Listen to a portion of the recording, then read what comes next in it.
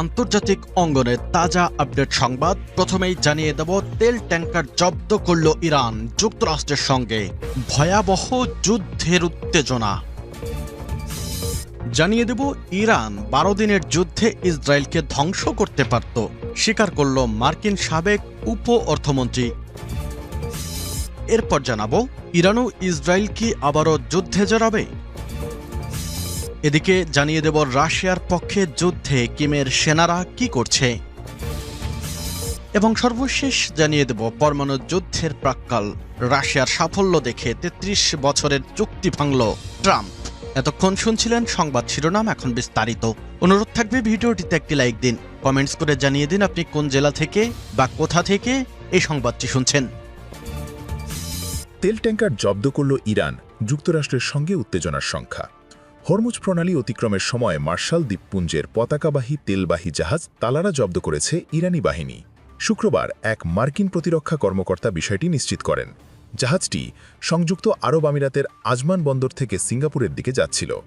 মার্কিন কর্মকর্তাদের দাবি, ইরানি বাহিনী জোরপূর্বক জাহাজটিকে ইরানের আঞ্চলিক জলসীমায় ঢুকতে বাধ্য করে।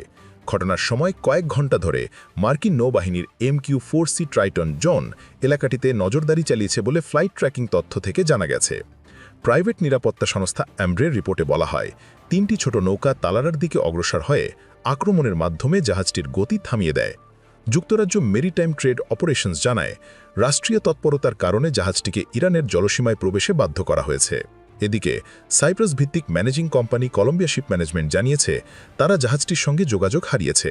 পরিস্থিতি নিয়ন্ত্রণে আনার জন্য সংশ্লিষ্ট কর্তৃপক্ষের সঙ্গে সমন্বয় করা হচ্ছে এবং ক্রুদের নিরাপত্তাকে সর্বোচ্চ গুরুত্ব দেওয়া হচ্ছে। তবে ইরানের পক্ষ থেকে এখনও কোনো আনুষ্ঠানিক মন্তব্য পাওয়া যায়নি। মার্কিন নৌবাহিনী এর আগে বেশ কয়েকটি হামলার ঘটনায় ইরানকে দায়ী করেছিল।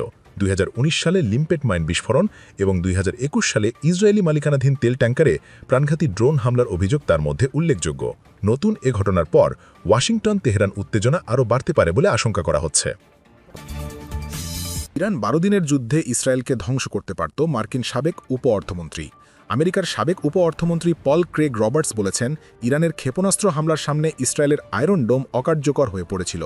পার্সটুডের প্রতিবেদনে বলা হয়েছে, ওয়াশিংটনের নীতির সমালোচক হিসেবে পরিচিত এবং যুক্তরাষ্ট্রের সাবেক উপ অর্থমন্ত্রী পল ক্রেগ রবার্টস প্রেস টিভিকে দেওয়া এক সাক্ষাৎকারে সাম্প্রতিক ইসরায়েলি হামলা এবং ইরানের পাল্টা ক্ষেপণাস্ত্র হামলা প্রসঙ্গে বলেন, আমি অবাক হয়েছি যে ইরান আয়রন ডোমের অকার্যকারিতার সুযোগকে যথেষ্ট ব্যবহার করেনি।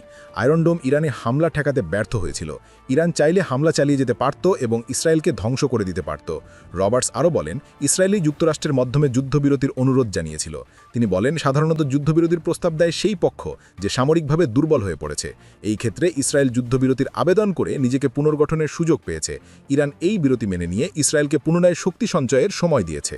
তিনি আরও বলেন, ইরানের পদক্ষেপ প্রমাণ করেছে যে তারা ইসরায়েলের প্রতিরক্ষা ব্যবস্থা অচল করে দিতে পারে এবং হামলা অব্যাহত থাকলে ইসরায়েল গুরুতর ক্ষতির মুখে পড়ত কিংবা পুরোপুরি ধ্বংসই হয়ে যেতে পারত। ইরান ও ইসরায়েল কি আবার যুদ্ধে জড়াবে? 12 দিনের তীব্র লড়াইয়ের পর 2025 সালের 24 জুন ইসরায়েল আর ইরান অস্ত্রবিরতিতে রাজি হয়। কিন্তু এই অঞ্চলের যে গভীর উত্তেজনা, এই চুক্তি সেটা দূর করতে পারেনি। সপ্তাহ কয়েক পরে দুপক্ষই তাদের সামরিক ও রাজনৈতিক পরিকল্পনা আরও চাঙ্গা করেছে এবং নতুন লড়াইয়ের কথা মাথায় রেখেছে। জুলাই মাসে ইসরায়েলের চিফ অফ স্টাফ আয়াল জামির বলেছেন, ইরানের বিরুদ্ধে যুদ্ধ শেষ হয়নি। তার কথায় বোঝা গেছে তেল আবিবের আসল লক্ষ্য পূরণ হয়নি।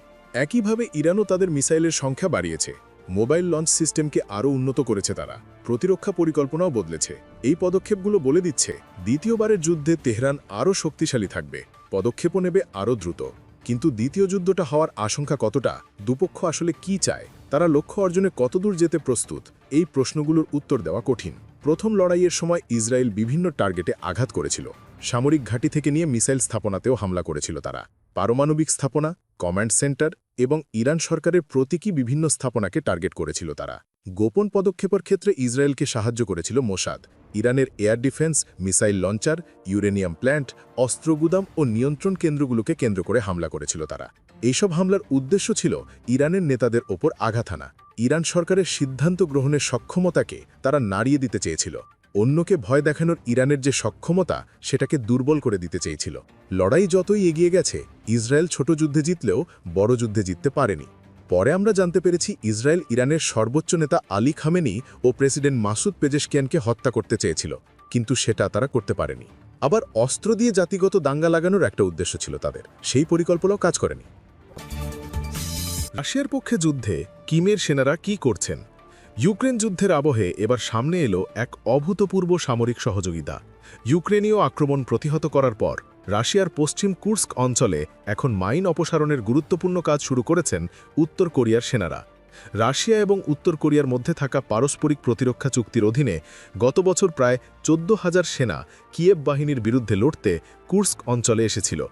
দক্ষিণ কোরীয়, ইউক্রেনীয় ও পশ্চিমা সূত্রের খবর অনুযায়ী এদের মধ্যে 6,000-এর বেশি সেনা প্রাণ হারান। 2024 সালের অগস্টে ইউক্রেনীয় বাহিনী সীমান্ত পেরিয়ে এই অঞ্চলে প্রবেশ করে এবং মাসখানেক ধরে গুরুত্বপূর্ণ এলাকা দখলে রেখেছিল।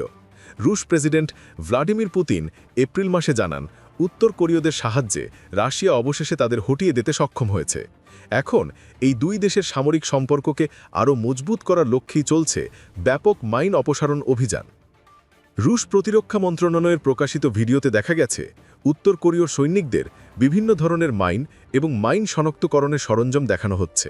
সামরিক সংবাদ মাধ্যম ক্রাসনায়াজ ভেজদা জানিয়েছে, ইউক্রেনীয় বাহিনী এই অঞ্চলে অভূতপূর্ব ঘনত্বে ট্যাঙ্ক বিরোধী এবং মানববিরোধী মাইন রেখে গেছে, যার মধ্যে অনেকগুলোই ন্যাটো দেশগুলোর তৈরি।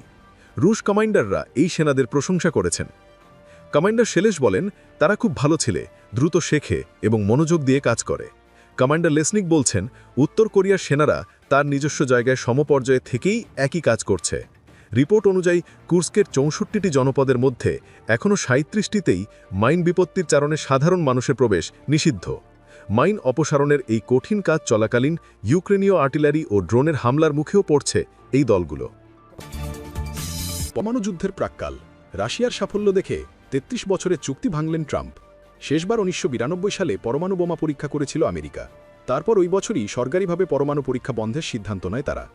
এরপর 1996 সালে পরমাণু পরীক্ষা নিষিদ্ধ চুক্তি স্বাক্ষর করে আমেরিকা। সেই থেকে পরমাণু পরীক্ষা বন্ধ রেখেছে মার্কিন যুক্তরাষ্ট্র, যা নতুন করে শুরু হতে চলেছে 33 বছর পর। 32 বছর পর আমেরিকার বুকে হতে চলেছে পরমাণু বোমা পরীক্ষা। ইতিমধ্যেই সেদেশের প্রতিরক্ষা মন্ত্রককে পরীক্ষা শুরু করার নির্দেশ দিয়েছেন মার্কিন প্রেসিডেন্ট ডোনাল্ড ট্রাম্প। নিজের সমাজ মাধ্যমেও সেই প্রসঙ্গ তুলে ধরেছেন তিনি। কিন্তু হঠাৎ করেই এ পরীক্ষার অর্থ কী? নতুন কোনো কৌশল তৈরি করছেন মার্কিন প্রেসিডেন্ট? সেই প্রশ্নগুলি উড়ে বেড়াচ্ছে আন্তর্জাতিক মহলে। ট্রাম্পের এই পোস্ট গত মাসের শেষের দিকের।